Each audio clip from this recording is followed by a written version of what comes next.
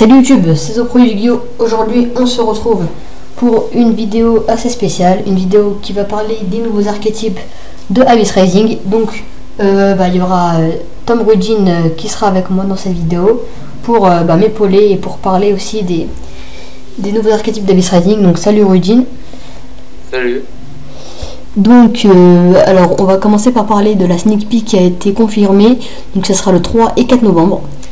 Donc il y aura en carte promo Chevalier Noble Infâme de l'Osaline Noire et le magnifique playmat donc que vous voyez à l'écran. Donc très beau playmat. Donc alors cette carte contiendra 100 cartes. Ah non, cette extension contiendra 100 cartes. Donc 9 cartes par booster, 24 boosters par boîte. Elle sera composée de une ghost, donc qui sera la carte phare de l'édition qu'on voit sur le booster. 8 secrètes, 10 ultimate, 10 ultra rares, 14 super rares, 20 rares et 48 communes. Alors on va commencer par les généralités. Donc ça sera des cartes qui seront tirées de l'animé.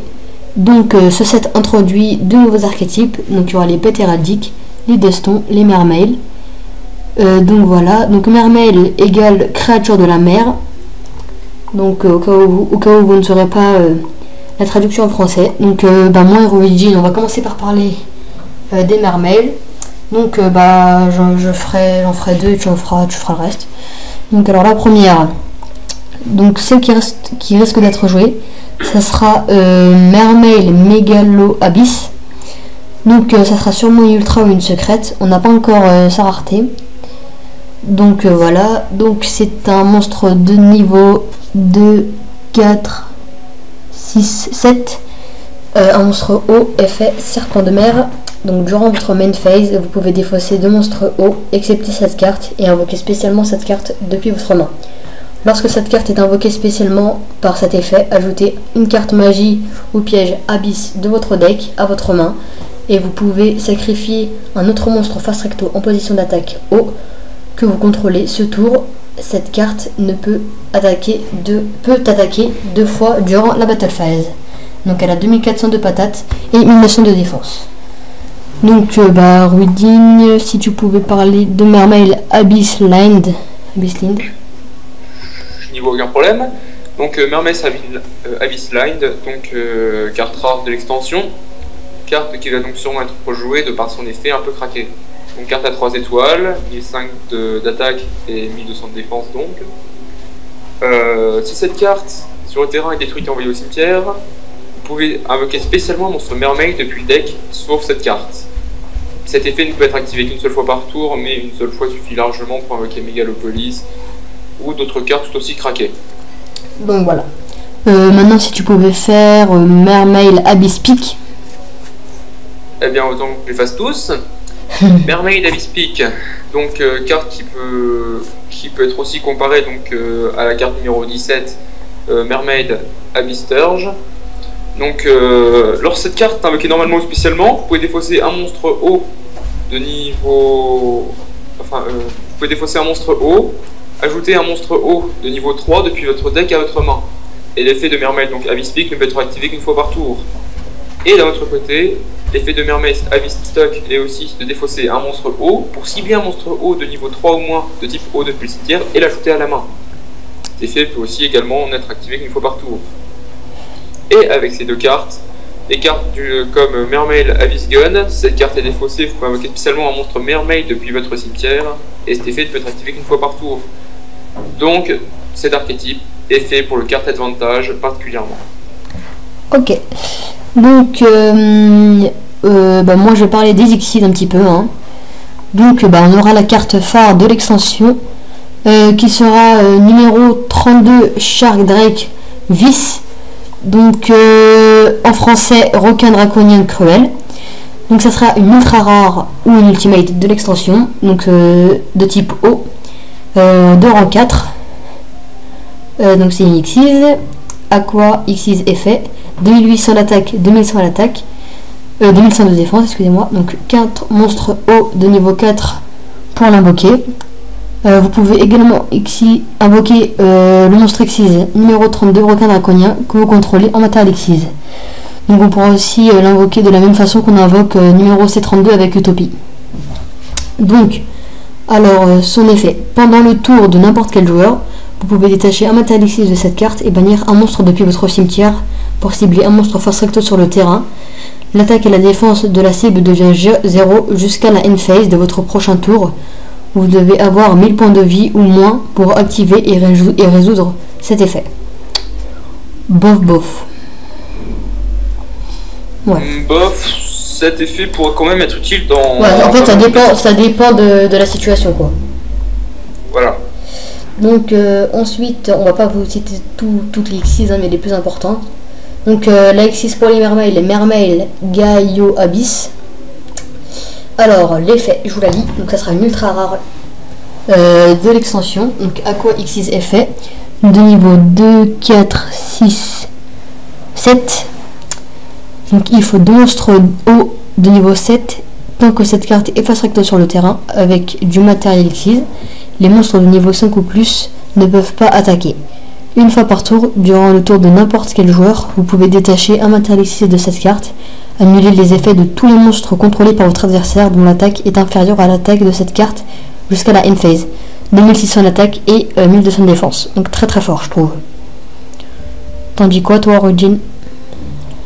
Tout simplement que ça va être une des cartes qui va être les plus craquées, car cette carte peut donc être invoquée facilement donc, par les effets des mermaids cités précédemment, et par Megalo Abyss, donc en diffusant 2 monstres on peut facilement invoquer cette carte. C'est juste abusé. Ouais, je trouve aussi.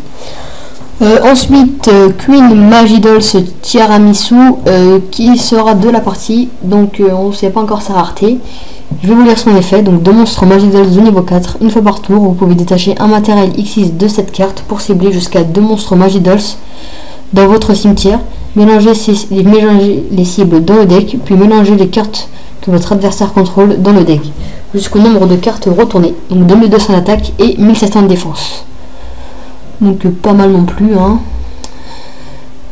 Ensuite on aura Gagaga Gunman. Donc je vais laisser Rujin de parler de cette carte. Donc c'est Gagaga Gunman. Donc ici donc de rang 4, guerrier, 1005 d'attaque et 2004 de défense. Au premier abord ça ne paraît pas énorme, mais son effet est largement suffisant pour compenser ça. Donc pour l'invoquer il faut 2 monstres de niveau 4. Une fois par tour, on peut détacher un matériel liquide de cette carte et utiliser un des effets suivants par rapport à la position de cette carte. Si cette carte est en position attaque, durant la damage phase de ce tour, cette carte attaque un monstre adverse et gagne 1000 d'attaque et la cible adverse perd 1005 d'attaque. Ce qui veut dire donc que si le monstre adverse est en dessous de 3000, c'est Gagaga Gundam, donc l'homme au pistolet Gagaga, qui va être supérieur à l'autre. Et si cette carte est en position de défense, simplement infligez 800 points de dommage à votre adversaire. Voilà, donc sûrement une carte qu'on va retrouver, qui va être assez recherchée dans l'extension. Donc on ne sait pas encore sa rareté. Moi je pense ultra rare, sûrement. Hein. Oui, super ou ultra, oui. Ouais. Donc voilà. Donc maintenant on va un petit peu parler des cartes, enfin des nouvelles cartes de soutien aux abysses, Gagaga, Héroïque, Prophétie et Magidolls, livre de la magie et seigneurie élémentaire, qu'on avait vu dans l'extension précédente, donc RODU. Donc les nouvelles cartes, moi je vais faire les Magidolls. Donc alors il y a Madolche Croix Wansan. Donc Madolche Croix Wansan, monstre de niveau 3, bête effet. Donc lorsque cette carte que vous contrôlez est détruite par une carte de votre adversaire au combat ou par un effet et envoyée à votre cimetière, mélangez cette carte dans votre deck. Une fois par tour, vous pouvez cibler un monstre face-up Magidolls que vous contrôlez, retournez cette cible à la main et si vous le faites, augmentez le niveau de cette carte de 1 et l'attaque de cette carte de 300. Donc voilà. Ensuite, Madolche Marmaid, donc monstre de niveau 4, lumière, magicien, effet. Lorsque cette carte que vous contrôlez est détruite par une carte de votre adversaire au combat ou par un effet de carte, et envoyée à votre cimetière, mélangez cette carte dans votre deck. Lorsque cette carte est retournée face recto, vous pouvez cibler un Magdals, une carte Magidals magie ou piège dans votre cimetière et ajouter la cible à votre main. Donc elle a 2000 de défense. Et ensuite, Magidals Messen Gelato, donc le dernier monstre Magidals dans cette extension. Donc le niveau 4, guerrier effet. Lorsque cette carte que vous contrôlez est détruite par une carte de votre adversaire au combat ou par un effet, et envoyée à votre cimetière, mélangez cette carte dans votre deck. Lorsque cette carte est invoquée spécialement, si vous contrôlez un monstre Magidals de type bête, vous pouvez ajouter une carte Magidals magie ou piège depuis votre main à votre deck. Attendez, je crois que je me suis trompé dans les faits. Depuis votre deck à votre main, voilà. Et ensuite une dernière carte Magidals combat qui sera sans doute la meilleure carte par Magidals. C'est une commune, donc c'est Magidals Happy Festa en anglais. En français c'est Partie Joyeuse Magidals, donc c'est une piège. Elle est juste cheatée.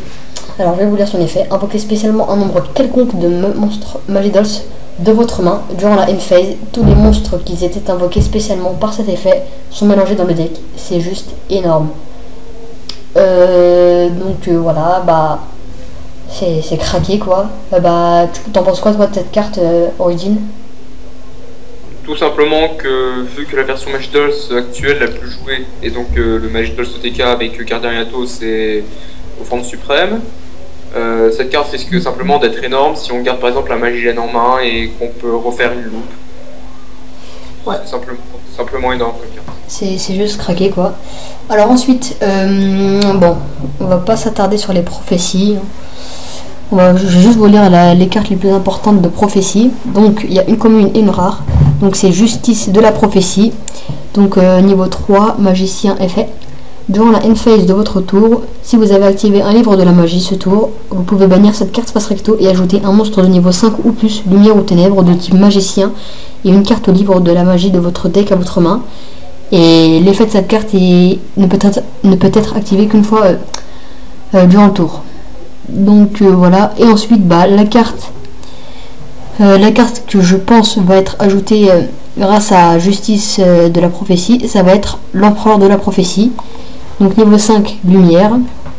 Donc magicien effet. Une fois par tour, vous pouvez bannir une carte livre de la magie de votre cimetière et un autre monstre de type magicien que vous contrôlez pour cibler un monstre face recto contrôlé par votre adversaire. Prenez le contrôle de celui-ci jusqu'à la end phase et cette carte ne peut pas attaquer le tour où vous avez activé cet effet. Donc 2300 d'attaque et 2000 de défense. Donc qu'est-ce que tu penses toi de ces deux cartes? Simplement donc déjà Justice de la prophétie va sûrement être jouée dans énormément de dégâts. Empereur de la prophétie, je suis moins sûr. Tout va dépendre donc de la façon dont les decks vont être interprétés par les joueurs. Ok. Donc voilà. Ensuite on va parler de la secrète rare qui, je pense même que je suis sûr, qui va être la carte la plus recherchée dans l'extension.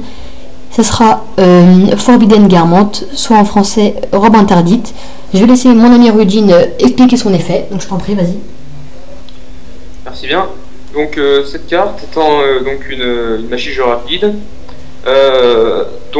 secrète rare, carte 62 de l'extension, cibler un monstre face recto sur le terrain et jusqu'à la phase il perd 600 points d'attaque. Mais ce dernier donc ne peut pas être ciblé ou détruit par des effets de cartes. Simplement une carte rappelant assez Forbidden Lance avec des effets supérieurs, sachant que les effets de cartes traduisent aussi les effets de monstres. Donc voilà, sûrement la carte qui va être la plus recherchée dans l'extension, la secrète surtout, la meilleure secrète de l'extension. Donc voilà, quoi d'autre? La Mermel Mégalo Abyss aussi, je pense que ça sera une secrète, à mon avis. Donc voilà. Ensuite on va parler de nos coups de cœur, de cette extension. Donc je laisse Rudin commencer en premier. Merci bien.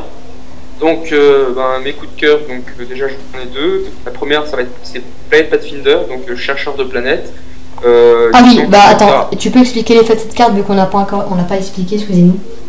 Oui, donc qui est une terraformation, mais en monstre. Ce qui veut dire donc que soit on défausse cette carte pour ajouter une magie terrain depuis le deck à la main, soit on peut invoquer cette carte à 4 étoiles qui peut permettre donc de faire un Exceed.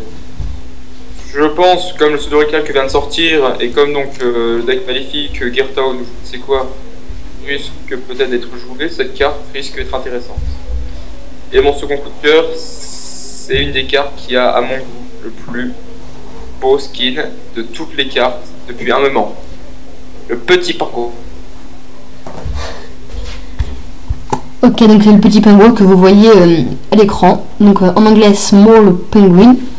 Donc voilà, donc on va pas lire les faits. Enfin, je l'ai pas lu, mais ça doit être pourri, donc voilà. Oui, il ne sert à rien. Il ne sert absolument à rien. Bon, maintenant c'est à mon tour de parler de mes petits coups de cœur.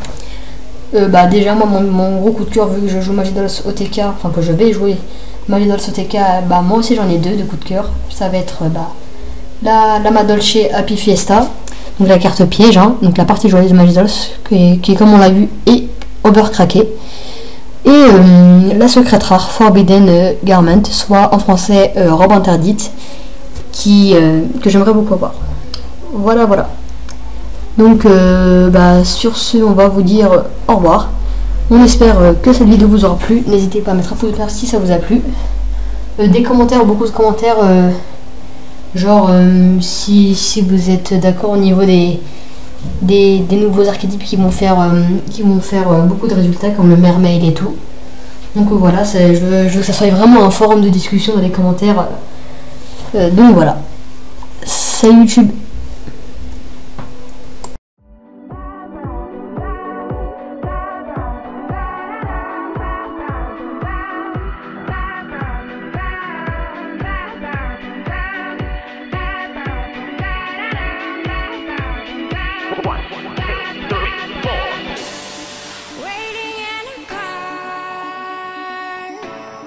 Waiting for a ride in the dark.